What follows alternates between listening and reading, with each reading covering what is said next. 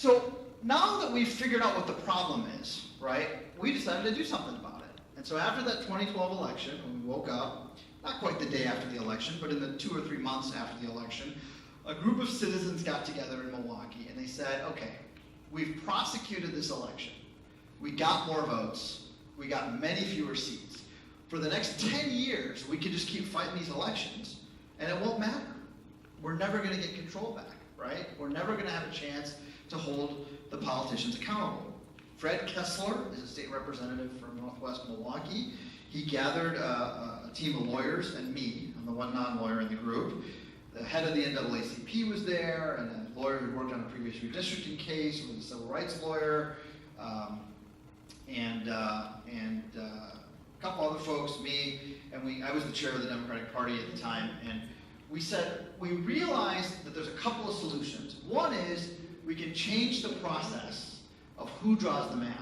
Because right now what happened in 2011 is the legislature drew the map and they put their own long-term job security as the top priority, right?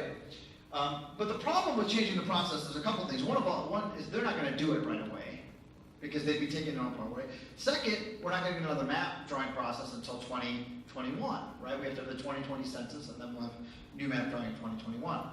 But if we sue, oh, and there's another problem, which is we can't initiate the process change. There's no citizen initiative in Wisconsin. In other states, you can gather signatures and put a law on the ballot and try to get the people to vote for it.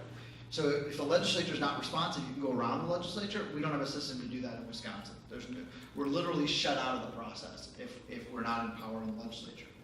So we said if we sued, we don't have to focus on the process of drawing the maps. We could just focus on whether or not the map itself is constitutionally valid. We can actually change the outcome of the process. And we figured this out. We started in 2013. We analyzed all these issues. We tried to figure out what we could do. It took us over a year to figure out that, okay, we need to sue to get law districts, and here's all the issues we have to overcome in the constitutional law. People have been trying for 30 years plus to end partisan gerrymandering by suing. And so we had to see what everybody had tried and failed at, right? And we figured out that we thought there was a path. We thought there was a path to victory. I'm going to talk about that in a second.